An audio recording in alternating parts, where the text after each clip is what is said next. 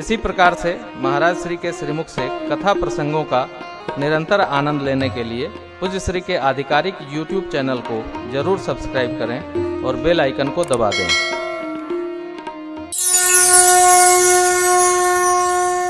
भगवान ने जैसे तीसरा नेत्र ज्ञान नेत्र खोला, कामदेव जलकर राख हो गया। रति जी चरणों में गई, विनती करती रही। भगवान शिव ने पूछा, कौन?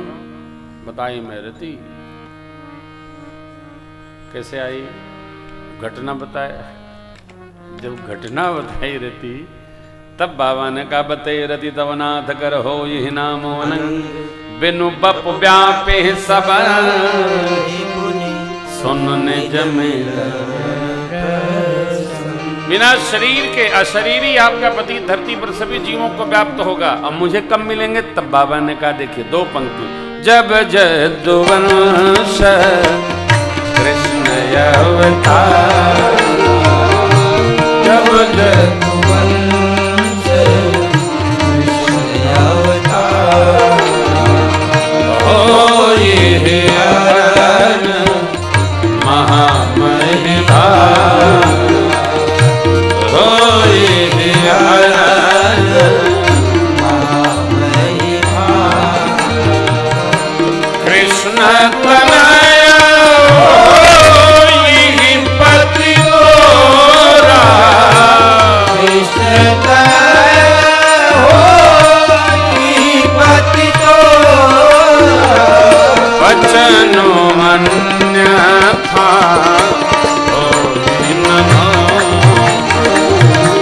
वचनो अन्यथा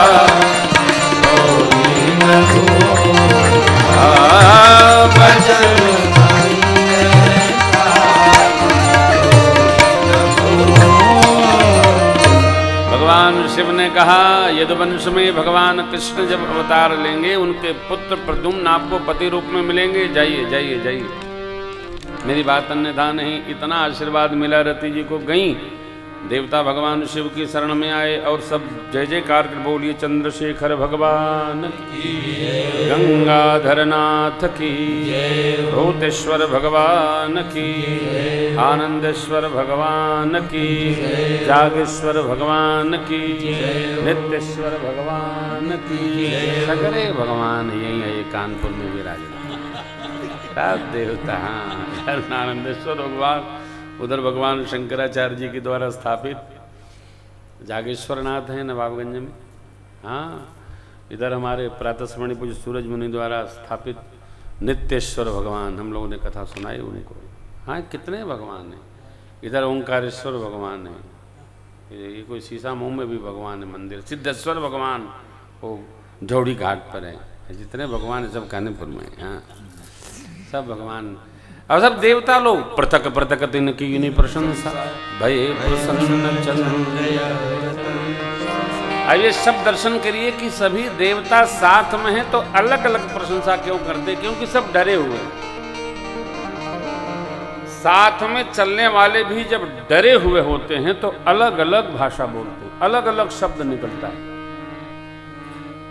जो भयग्रस्त हो जाता है, वो भय, जो भय सहित होता है, उसकी एक बात कभी टिकती नहीं है। कभी कुछ बोलेगा, कभी कुछ बोलेगा, कभी कुछ बोलेगा। ये सारे देवता डरे हैं, इसलिए पृथक पृथक तिन कीन प्रशंसा तब भये चंद्र अवतन। अब बाबा ने विनोद किया, बोले कृपा सिंधु वृष के तू कहु हमरे आए के ही। बोले कहु हमरे आए के ही।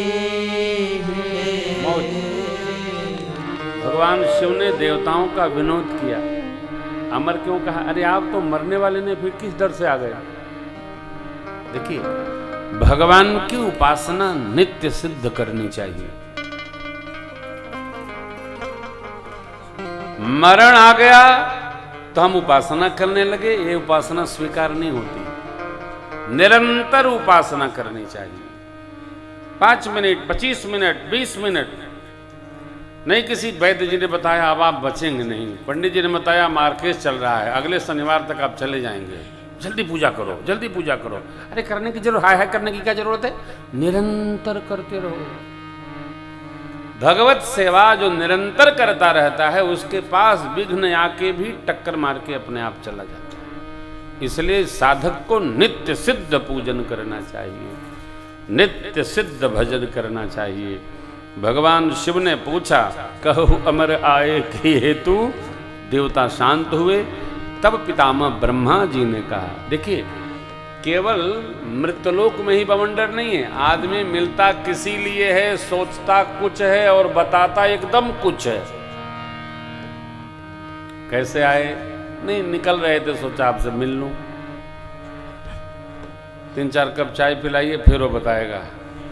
यदि आप बुरा न मानो तो एक बात कहूँ, ना ना ना ना, आप तो ऐसे निकल रहे थे तो फिर क्यों आप बताएंगे? कुछ न बताइए, आप जाइए, अगली बार बताइएगा। हाँ, अब उसको बुरा मानते हैं। अभी आज की घटना आपको सुनाऊं। एक हमारे मित्र का टेलीफोन आया, महाराज कथा करनी है। हमने कहा भाई अच्छी बात है, कथा हम तो कथा के लिए आए ही हैं, आप कराओ, लेकिन आप जिद पर अड़े हैं। हमने कहा ऐसी क्या बात है, जिद पर क्यों अड़े हैं? तो लोग ऐसा चाहते हैं, आप ऐसा चाहते हैं। हमने कहा नहीं नहीं, ये सब नहीं होता। देखिए 2 बातें संभव नहीं है, सिद्धांत और लचर पचर दोनों संभव नहीं है। सिद्धांत सिद्धांत होता है। अब कोई स्वाभिमानी हो तो आप उसको कहें कि आप जिद्दी हो, ये क्या है? कोई व्यक्ति स्वाभिमानी हो तो आप जो समझेगा उसके लिए तो स्वाभिमान है, और जो स्वयं लचर पचर वाला उसके लिए वो अभिमान है, उसके लिए जिद्द है। नहीं, ये जिद्द फारसी है। स्वाभिमान का अर्थ जिद्द नहीं है, स्वाभिमान का अर्थ है सिद्धांत। सिद्धांत से जो समझौता कर ले आप कहेंगे बहुत अच्छा है, फिर आप कहते हैं अरे वो तो बदलते बदलते। दोनों बातें संभव नहीं है। भगवान शिव ने देवताओं से पूछा, देवता कौनों नहीं बोले। फिर यही नहीं है, वहां भी ऐसा ही है। पितामह ब्रह्मा जी ने कहा, क्या कहा ये सुनिए।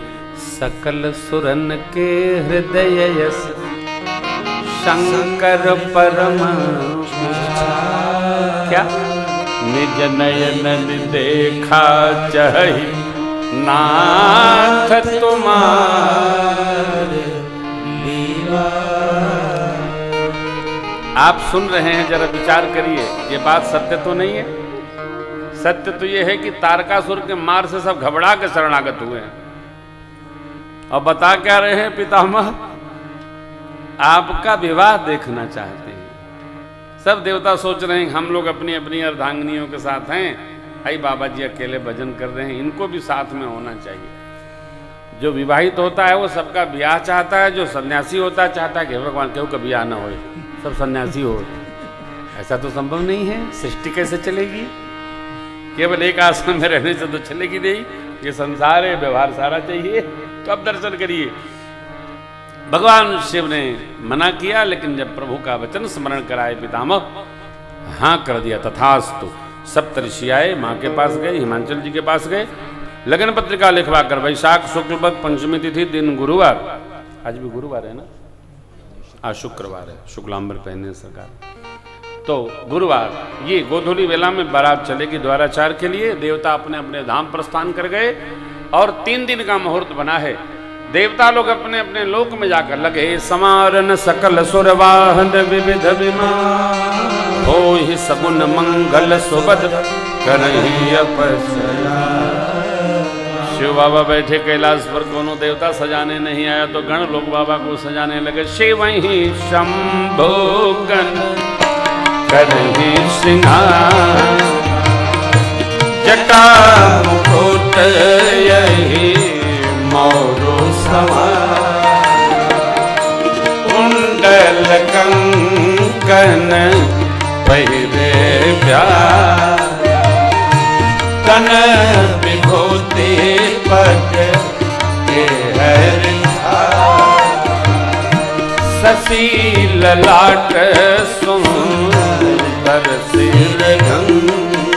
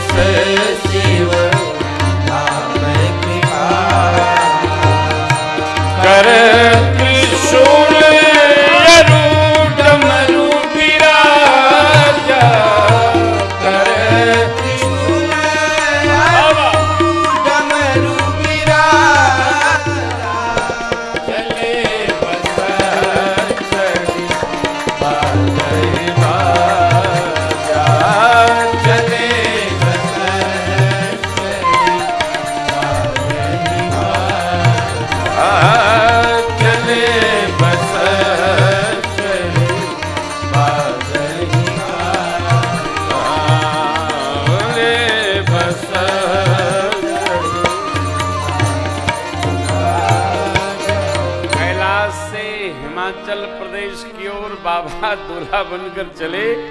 भगवान श्री हरि ने देखा, आहा हा क्या बारात सजी है। देवताओं से कहा, देवगण अपना अपना समाज लेके आगे चलिए तो बाबा का समाज आवे।